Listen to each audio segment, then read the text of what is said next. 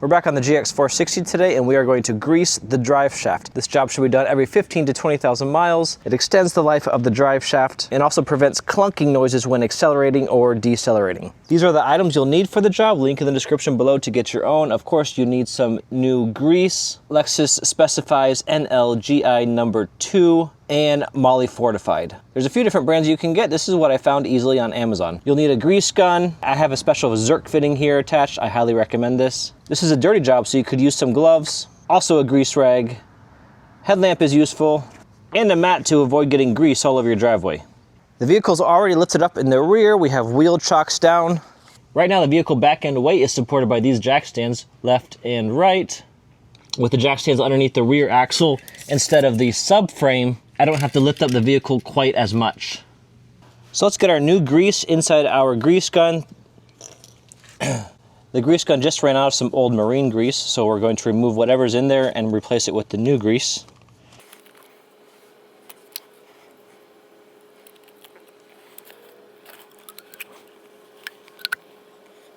Let's dump this in the trash and clean up our grease gun. The old grease is removed from your grease gun. Your grease gun is cleaned up, so now let's reassemble. Push this button with your thumb and pull back on your handle here. This button locks this shaft, and now our grease gun is ready to load. Pull off the cap from your new grease, insert in your grease gun.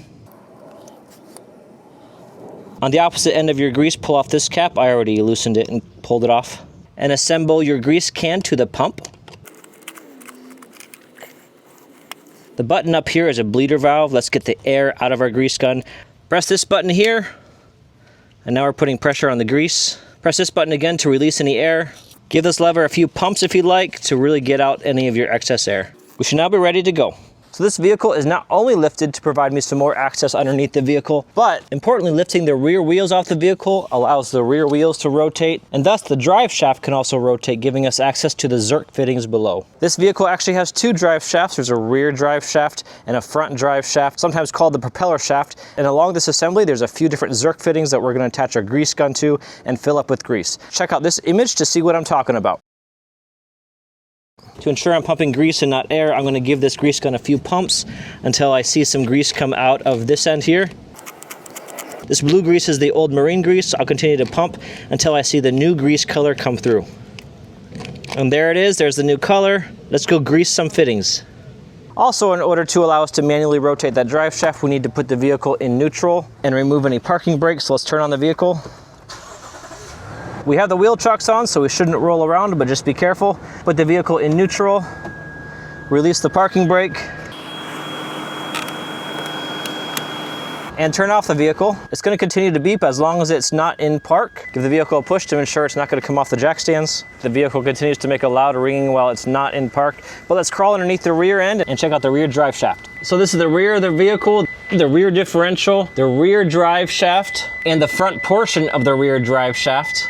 Both ends of the rear drive shaft, the front and the rear, have a yoke and a universal spider joint. I can manually rotate this drive shaft because I'm not in park and I'm in neutral. And I'll rotate around until I see a zerk fitting. There's the first zerk fitting. This is on the universal joint. And on the front end of the rear drive shaft, I can rotate the drive shaft until I see two zerk fittings. There's one here. And there's a second on the universal joint down here. Both of these will need grease. We'll start here at the rear of the vehicle and apply our grease.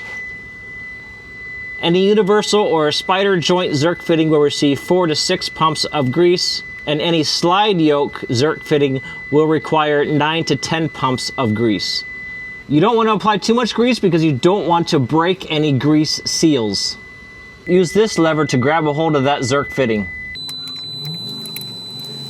We are attached, so now we'll apply 4 to 6 pumps of grease. 1, 2, 3, 4, 5, 6. It's a bit difficult to see from here, but you might observe some grease come out of these joints. This is okay, but this is also the reason why you don't want to pump too much grease, because you don't want to break the grease seals there. The rear end of the rear drive shaft is fully greased with that one zerk fitting. Let's move to the front end of the rear drive shaft.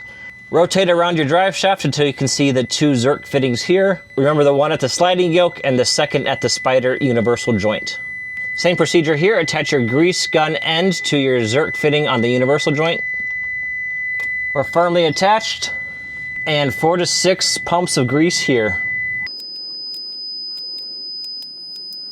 The slide yoke requires more grease, so we'll give it 8 to 10 pumps. 3, 4, 9, 10. And with that, our rear drive shaft is fully greased up. I'm now ready to work on the front drive shaft, or the propeller shaft as some call it. The rear of the vehicle is dropped down and the front of the vehicle is lifted up. I have jack stands supported on the subframe on the left and right sides. And the jack over here is not supporting any load, it's just there for extra safety.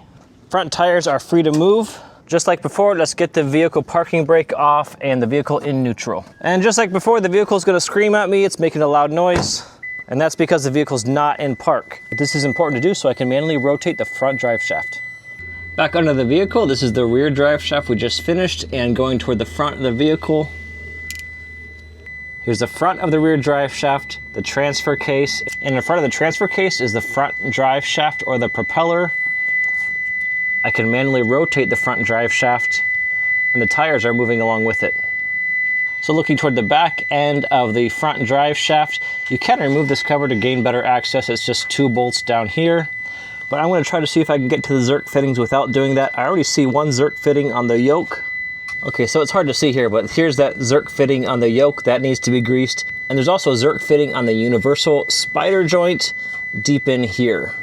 Attach the grease gun and give it the same number of grease pumps as the other yoke zerk fittings. The slide yoke is complete. Let's get this universal joint. This one's a bit more tricky to access. All right, it's attached, so let's give it 4 to 6 pumps of grease.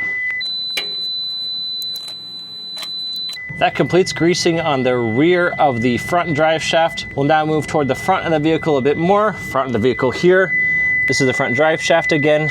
And here's our spider universal joint and yoke. It's a bit tricky to see here again. You can remove this cover if you want to for better access. That's bolts 1 and 2. I'm gonna keep it on here and try to access the zerk fitting. I can feel it right in here. The grease gun is firmly attached. So let's give it 4 to 6 pumps of grease to finish this last grease point. And we're done. The drive shafts on this GX460, that includes the rear drive shaft and the front drive shaft, are all newly greased. This was not too difficult of a job. The longest part of the work was moving around the jack stands, getting the vehicle lifted up. I hope this helps you with your project.